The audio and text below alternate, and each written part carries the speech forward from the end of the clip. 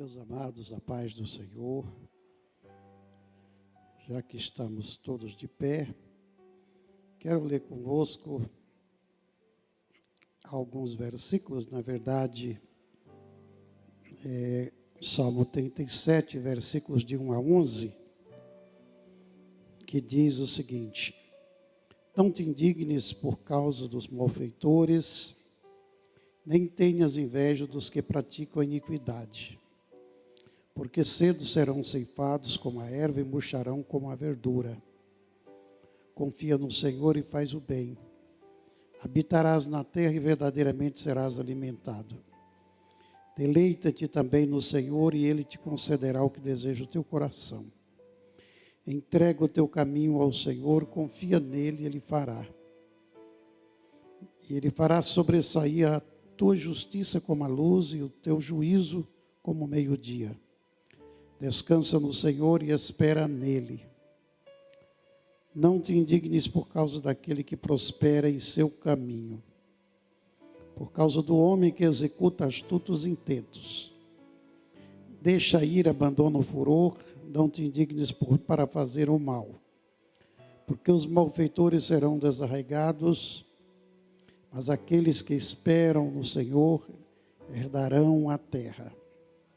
Pois ainda um pouco e o ímpio não existirá. Olharás para o seu lugar e não aparecerá. Mas os mansos herdarão a terra e se deleitarão na abundância de paz. Amém. Deus abençoe os irmãos, estão nos seus lugares, muito obrigado. Quero cumprimentar o pastor Daniel, pastor Abete e os nossos pastores recém-consagrados, né? Pastor Luiz Carlos, né? E o pastor Carlos Barros, parabéns, Deus abençoe. Estenda a minha saudação também ao pastor João Negrão, né? Que me fez o convite, a toda a igreja, né? Aos irmãos em Cristo aqui presentes nesta noite. Para nós é sempre uma alegria poder estar aqui, atendendo um convite do pastor Daniel ou do Júnior, qualquer dos irmãos da igreja. Eu disse ao pastor Daniel, o motivo da nossa ausência esse ano um pouco mais, é que tivemos uma agenda muito intensa, muito cheia, né? Devido às minhas atividades na obra missionária, né? Muitas viagens, né? Só ao Nordeste, esse ano eu fui 5 vezes, né? Então são muitas viagens. A última viagem que nós fizemos foi 20 dias, que ficamos fora. E aqui no estado, praticamente, a nossa agenda é semanal. Então, não tem sido fácil, mas o Senhor tem nos dado graça, né? Até aqui nos ajudou o Senhor. O Júnior já me convidou aqui uma vez, eu não pude atendê-lo, mas dessa vez foi possível, né? Quero meditar um pouco com os irmãos desse salmo, que eu acho muito interessante. Esse salmo foi escrito por Davi. E foi escrito já na idade avançada. Quando Davi escreveu esse salmo, possivelmente, ele já estava transferindo o reino para Salomão. Ele já havia passado todas as suas experiências de vida, porque estima-se que Davi foi ungido a rei aos 15 anos de idade. Ele era um adolescente. 14, 15 anos por aí. E só foi ungido, só tomou posse, empossado como rei em Hebrom aos 30 anos. Então, no mínimo, ele ficou 15 anos fugindo de Saul, sendo perseguido, convivendo com todo tipo de adversidade e perseguições. Davi foi um homem que foi forjado na luta, na guerra, na batalha, no sofrimento. Só que Deus estava preparando Davi para algo maior. Eu sempre digo, né? A lógica divina é o inverso da humana. As pessoas sempre querem autopromoção. As pessoas querem crescer. Só que no reino de Deus, Jesus disse, entre os homens, maior é o que manda. Mas no reino de Deus é o contrário, é o que serve. Maior é o que serve. Então o caminho é o inverso. Jesus deixou isso claro quando ele lavou os pés dos discípulos. Ele disse, eu sou Senhor e Mestre, lavei os vossos pés, vocês deverão seguir o meu exemplo. Eu vos dei o exemplo, como eu fiz, façais vós também. Quando Deus fala para você, eu vou te fazer um grande homem, você pode preparar para descer até onde você vai perder o oxigênio. Porque Deus não promove ninguém sem que ele tenha a estrutura necessária para conviver com sucesso. Dizia o pastor Antônio Gilberto, que a pior prova ministerial não é a financeira, não é a do tempo, não é a prova moral, é a prova da prosperidade. Porque quando uma pessoa prospera sem ter estrutura, é daí que ela perde tudo de uma vez. Satanás não se preocupa de ver uma pessoa crescer sem limites, de promovê-la, sabendo que lá no topo, ele vai destruí-la de uma só vez. É assim que funciona no mundo. Satanás dá honra, dá privilégios, Satanás promove as pessoas, e aí cumpre-se o que foi lido aqui, de repente elas desaparecem e não são mais. Cantores famosos, atores, celebridades do mundo, artísticos, que já foram e não é mais. Você vai encontrar hoje na internet astros do cinema, da televisão, inclusive nos Estados Unidos, que já foram celebridade e hoje estão catando comida no lixo.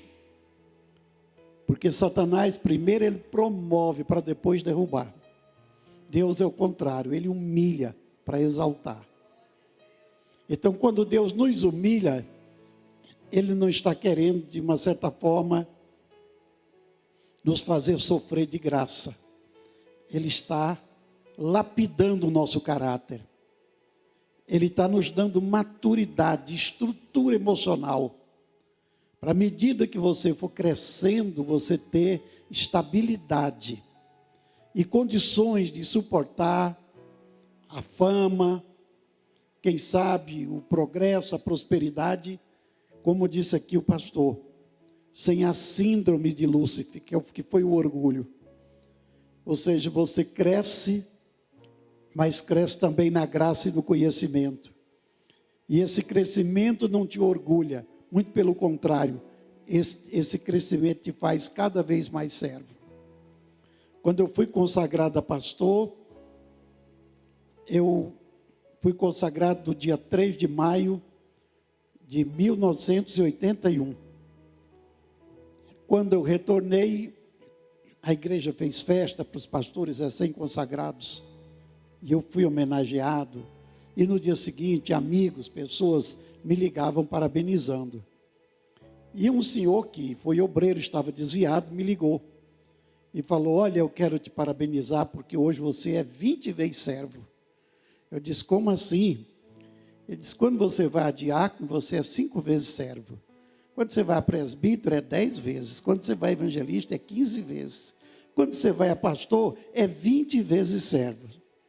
Eu nem procurei ele onde é que ele achou esse fundamento, mas aceitei de bom grado. Eu disse para ele, você está correto, porque o Senhor Jesus Cristo, o nosso Senhor, a Bíblia diz, ele não veio para ser servido, ele veio para servir e dar a sua vida em resgate de muitos. Se Jesus Cristo é o nosso Senhor, não veio para ser servido, quem sou eu para exigir que eu seja servido?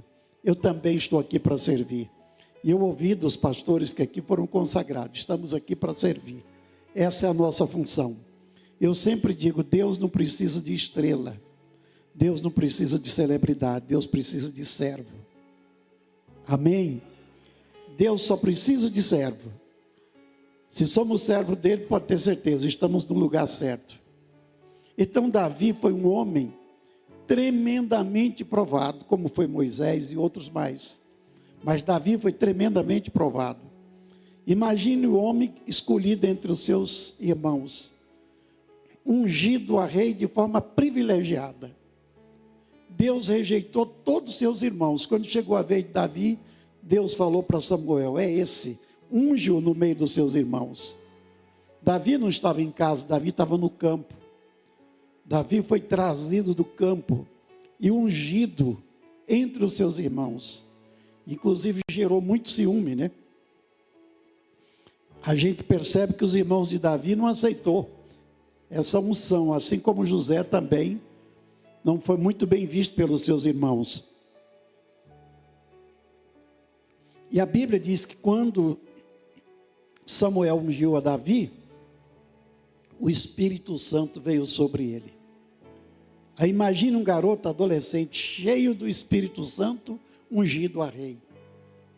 Era para sair dali cheio de orgulho, de vaidade, falou: eu vou tomar esse reino, eu vou tomar posse. Muito pelo contrário, Davi saiu dali ungido a rei, cheio do Espírito Santo, e foi tocar harpa para expulsar o demônio de Saul. Enquanto Saul ficava possesso, Davi dedilhava a sua harpa. A execução da harpa de Davi tinha unção, tinha autoridade, e os demônios não resistiam. Cada vez que Davi tocava a sua harpa, Saul se sentia melhor. Então Davi conviveu naquele período, ali depois que ele mata o gigante Golias, ainda na sua juventude, ele conviveu com muito reconhecimento de todo Israel, porque quando retornaram da guerra, Davi, um garoto ainda, as mulheres cantavam: Saul matou os seus milhares, Davi, porém, os seus 10 milhares. Então isso, de uma certa forma, provocou ciúme, ira, ódio em Saul, ao ponto de persegui-lo ferrenhamente para destruir a sua vida. E aí, Davi passou por tudo isso, e ele escreve o Salmo 37, já no final de sua vida. Salmo 37 realmente é uma palavra de sabedoria, de encorajamento, que Davi deixou aqui, que serve para todos nós. Ele mostra a prosperidade do ímpio, uma prosperidade temporária. Preste bem atenção. O que Davi mostra aqui? A prosperidade do ímpio é temporário, é como a erva que aparece e logo desaparece. Mas ele mostra que a prosperidade do justo é eterna. A prosperidade do justo é permanente. Mesmo que ela não aconteça a hora que a gente quer, do jeito que a gente quer, de uma noite para o dia, mas ela é permanente. Ela é verdadeira. Ela é genuína, ela tem essência. Então o salmista nos convida a olhar para além das circunstâncias e confiar plenamente na justiça e na fidelidade de Deus. Nós vivemos num mundo onde as pessoas são ansiosas, apressadas, histéricas, querem resultados rápidos, solução de problemas de forma rápida. E essas pessoas, elas vivem de uma certa forma angustiadas, estressadas, porque a vitória que não vem de Deus, ela não preenche o vazio, ela não resolve o problema emocional, espiritual que a pessoa vive. Então esse mundo que nós vivemos, ele é dominado, por injustiça, ansiedade, por pressa. E isso, de uma certa forma, gera nas pessoas desespero, desequilíbrio emocional. Agora, nós que servimos a Deus, o salmista traçou para nós um caminho de vitória. E esse caminho não é fácil, mas ele traçou um caminho de vitória. E esse caminho de vitória está aqui, prescrito em 4 verbos: entregar, confiar, deleitar, descansar, aliás, 5, e esperar. Amém? Entregar, confiar, deleitar, descansar e esperar. É fácil? Não é. Mas Davi está falando aqui de algo que ele viveu. Isso aqui forma exatamente o caminho da nossa entrega genuína à vontade de Deus. Quando ele fala, confia no Senhor, faz o bem, porque quem faz o mal não confia no Senhor. Quem confia no Senhor é exatamente aqueles que só fazem o bem. Esse é o grande diferencial. Confia no Senhor, faz o bem, e verdadeiramente serás alimentado. Confiar no Senhor é colocar Deus como nossa segurança. É confiar em Deus como nossa segurança genuína, independente das circunstâncias. A nossa vitória não depende de circunstância. A nossa confiança em Deus não depende do que eu sinto, do que eu vivo agora, da experiência negativa que eu tive hoje, do problema que me envolveu. A nossa confiança, ela depende do caráter de Deus. Salomão diz, confia no Senhor de todo o teu coração, e não te estribes no teu próprio entendimento. Está aí Provérbios 3 e 5. Ele está dizendo, confia no Senhor. Não confie em você mesmo, não confie no seu próprio coração. E se você confiar nele, ele endireitará as suas veredas. Ele vai corrigir o seu caminho. Ele vai traçar uma rota segura para você. Então, confiar é escolher crer no Deus que controla o presente e controla o futuro. Eu tenho que confiar em Deus, porque o controle da minha vida está na mão dele, não está na minha, está na mão dele. Jesus disse, nós não temos capacidade de acrescentar um côvado à nossa estatura. Nós não somos capazes de transformar um fio de cabelo da nossa cabeça. Ele mostra aí que tudo está no controle de Deus. É Deus que conhece tudo. A Bíblia diz que até os cabelos da nossa cabeça estão contados por Ele. Então nós temos que escolher crer no Deus que está no controle, não só da nossa vida, mas do universo, que governa tudo, que controla tudo. Mesmo que para nós, aparentemente pareça que está tudo dando errado, nas mãos de Deus tudo vai dar certo. A promessa de Deus é clara: quem confia e faz o bem será sustentado por Deus. Davi diz, confia, faz o bem e Deus vai te sustentar. Verdadeiramente serás alimentado. E aqui não é apenas alimento físico. Aqui não é apenas o sustento físico. Aqui também fala do sustento espiritual e emocional. No Salmo 23, o salmista diz, quando diz, o Senhor é meu pastor e nada me faltará, ele fala, deitar-me faz em pasto verdejante, guia-me mansamente às águas tranquilas e refrigera a minha alma. Ou seja, Deus cuida não apenas do nosso descanso, do nosso sustento físico, mas também do nosso sustento emocional. Ele refrigera a nossa alma. Amém? E aí o salmista diz, faz o bem, e você será sustentado por Deus, fisicamente, espiritualmente, emocionalmente. Ele vai te sustentar. Aí em seguida ele fala, versículo 4, deleita-te também no Senhor. Porque, irmão, quem confia no Senhor, quem entrega o caminho ao Senhor, deve ter prazer de fazer isso. Não é fazer por obrigação, não é fazer porque nós temos uma confissão de fé, não é fazer porque nós temos um credo e somos obrigados a obedecer esse credo. Não, nós temos que fazer por prazer.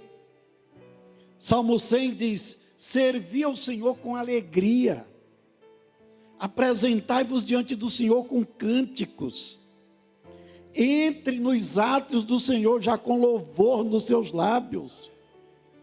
O que a Bíblia está dizendo, que a nossa vida espiritual, a nossa fé, irmão, não é uma perca de liberdade. Nós não somos escravos do que cremos, muito pelo contrário. A Bíblia diz que, lá em Malaquias, quando fala do ímpio e do justo, Malaquias fala: vereis outra vez a diferença entre o justo e o ímpio, né? Porque o justo um dia será julgado e será como palha no fogo. Já o ímpio, né? O justo, ele vai saltar como bezerro no cevadouro. Olha a diferença, né? Tem alegria, tem prazer. Quando Jesus diz lá em João 10:10, eu sou bom pastor, quando ele diz também, eu sou a porta, quem entrar por mim, entrará, sairá e acharás pastagem. Jesus está falando de liberdade, de provisão e de sustento. Nós não somos forçados a nada, nós servimos a Deus de livre e espontânea vontade. Você entra e sai e recebe a bênção de Deus. Você vive a sua fé com alegria. Então o salmista diz: deleita-te no Senhor, e Ele concederá o que deseja o teu coração. Deleitar no Senhor é encontrar prazer nele, é ter alegria em servi-lo, é alinhar o nosso coração com a vontade de Deus. A nossa vontade, ela falha, mas a de Deus é boa, perfeita e agradável. Nossos desejos nem sempre são legítimos, nem sempre refletem a vontade de Deus, mas quando nós deleitamos no Senhor, nós estamos dizendo que servimos ao Senhor porque amamos a Ele. Não servimos por conveniência, não servimos por mera religiosidade, servimos o Senhor porque conhecemos o Deus que nós servimos. Mateus 33, 6 e 33, Jesus disse: mas buscai primeiro o reino de Deus e a sua justiça, e as demais coisas lhe serão acrescentadas. Quando nós alinhamos a nossa vontade, nosso pensamento, quando nós priorizamos Deus em primeiro lugar, Deus cuida do resto. Alguém diz: busque primeiro o reino de Deus, porque quando nós buscamos o reino de Deus, Deus cuida do nosso reino. A verdadeira alegria não está baseada em posses, em vitórias temporárias, em reconhecimento humano, em conquistas materiais. Nossa verdadeira alegria está no Senhor, em amar a Deus. A Bíblia diz que nós devemos deleitar no Senhor, e o deleite do Senhor é o antídoto da inquietação, contra a inquietação, contra as preocupações. Quando você tem prazer no Senhor, na lei do Senhor, quando você medita nela dia e noite, quando você serve a Deus com alegria, o salmista diz no Salmo 1, você será como uma árvore plantada à margem de ribeiro, as folhas não caem, frutos são produzidos na estação própria, e tudo quanto fizer prosperará.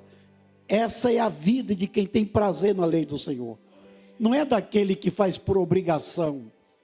Paulo diz que até o evangelho tem que ser pregado com alegria, com prazer. Ele diz: se eu prego o evangelho de boa vontade, eu terei prêmio. Se eu prego por obrigação, apenas a palavra, a dispensação me é confiada. Deus me dá a mensagem, mas eu não vou ter prêmio nenhum. Eu tenho que fazer isso com alegria. E aí, em terceiro lugar, o salmista diz: entrega o teu caminho ao Senhor, confia nele, ele tudo fará. Isso aqui é a parte mais difícil. Entregar o caminho ao Senhor é fácil de falar, mas não é fácil de praticar. Porque a nossa vontade nunca foi obedecer à vontade de Deus. Nós somos rebeldes por natureza. A nossa carne, ela inclina-se para as coisas da carne. Ela não tem nenhum desejo de ler Bíblia, de orar, de estar na igreja, de contribuir, de servir a Deus, de pagar preço. A nossa carne não quer isso. A nossa carne quer prazer. A nossa carne, ela quer satisfação imediata. Veja o que Jesus disse lá em Mateus. Como foi nos dias de Noé, será nos dias do Filho do Homem. Como vivia a sociedade dos dias de Noé? Vivia do prazer imediato, comer, beber, casar, dar em casamento. Jesus disse que os dias da sua vinda, quanto mais se aproximasse, nós iríamos ter uma geração embriagada com o desejo do prazer imediato, querendo apenas realizações, focado apenas em coisas terrenas, esquecendo das eternas. Aí Paulo vem e diz, olha, as coisas que se vê são temporárias, sua casa é temporária, seu carro é temporário, seus bens são temporários, tudo que você vê é temporário, as que não se vê são eternas. Essas coisas temporárias vão passar, essas coisas temporárias vão acabar, a que vai permanecer é aquela que você não está vendo. Aí Paulo vem e completa, nós não vivemos por vista, nós vivemos por fé, nós não vivemos por aquilo que estamos visualizando. Nosso prazer não está nas coisas que a gente vê, o nosso prazer está nas coisas que a gente crê. Então nós cremos num Deus poderoso, misericordioso. Então o salmista diz, entrega o teu caminho ao Senhor, coloca Deus nos seus planos, nas suas decisões, nas suas preocupações, reconhece o Senhor, porque Ele cuida do seu futuro. O apóstolo São Pedro diz, lance sobre o Senhor, 1 Pedro 5 e 7, todas as suas ansiedades, porque Ele tem cuidado de vós. Lance sobre Ele as suas ansiedades.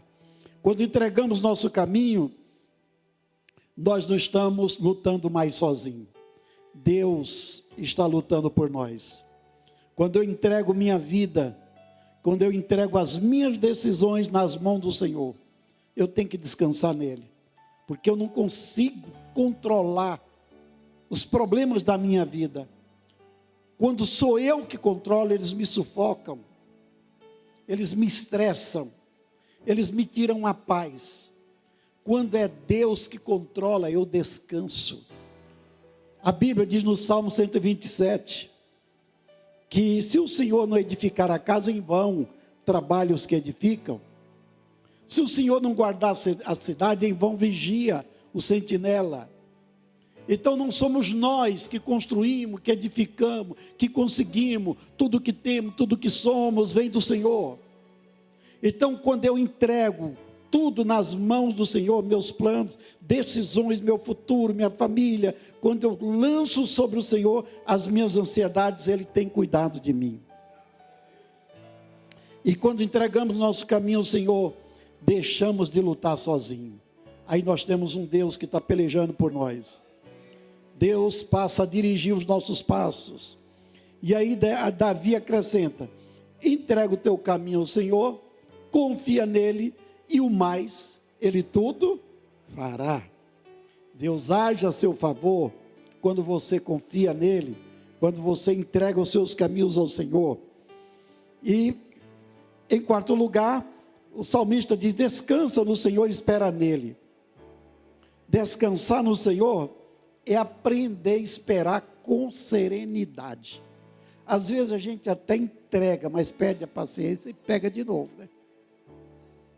Entrega, no dia seguinte já pega de novo, não tem paciência, não espera, e aí Deus fica impedido de agir. Às vezes a gente ora, Senhor, entrego tudo ao Senhor, no dia seguinte fala, se eu não partir para a luta, eu não vou conseguir, a minha vitória não chega. E aí você vai de novo para a batalha, para a canseira, para o enfado, para a angústia, para a agonia, gasta tempo, levanta cedo, dorme tarde, pede dinheiro, e tudo que você faz, o ladrão vem, rouba e te estressa. Quando está na mão de Deus, é Ele que controla. Até o que parece dar errado, vai dar certo. Foi assim com Davi. Davi está falando de experiência própria. Ele diz, descansa no Senhor, aprenda a esperar com serenidade e fé, confia. É um descanso de alma, e não a passividade. É um descanso de alma, não é você, não, vou abrir mão de tudo, vou fazer mais nada. Não, não é isso que o salmista está dizendo. Ele está dizendo que você tem que ter paz na alma, senão você não ora, senão você não lê Bíblia, senão você não dorme, você acorda de noite angustiado, pensando nos problemas, tudo está te afligindo, te angustiando. Por isso é que Jesus falou, nós não podemos servir a dois senhores, devemos servir ou a Deus ou a Mamon. E Mamon ali é uma transliteração do aramaico que significa um ídolo, um Deus. Ou seja, o dinheiro, ele é tão poderoso que ele pode se tornar um ídolo na nossa vida. Tomar todo o tempo que é de Deus, todo o amor que devotamos a Deus, toda oportunidade que temos de servir a Deus, nós vamos dedicar única e exclusivamente ao dinheiro. Aí Jesus aconselha, ajunte tesouro do céu. O que você está juntando na terra, o ladrão vai roubar, a ferrugem rói, a traça consome, isso vai acabar. O que você tesoura do céu, ninguém vai te tomar. Lá o ladrão não rouba, a ferrugem não rói, a traça não consome. O que você junta no céu vai permanecer. A gente sabe que daqui ninguém leva nada, Paulo disse isso, né? Mas tem uma coisa que nós podemos fazer, mandar na frente, né? Enquanto estamos aqui, vamos mandando na frente. E o dia que nós chegar lá, você vai encontrar. A Bíblia diz, bem-aventurado, Apocalipse 14, 13, bem-aventurado aqueles que desde agora dormem no Senhor, para que descanse dos seus trabalhos e as suas obras os siga.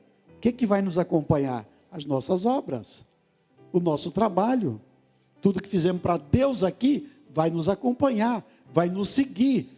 Se você semeou no reino muito aqui, tudo isso vai te acompanhar, vai para a sua ficha, vai para o memorial diante de Deus, e um dia todos nós vamos comparecer ante o tribunal de Cristo, e Ele vai recompensar cada um segundo as suas obras.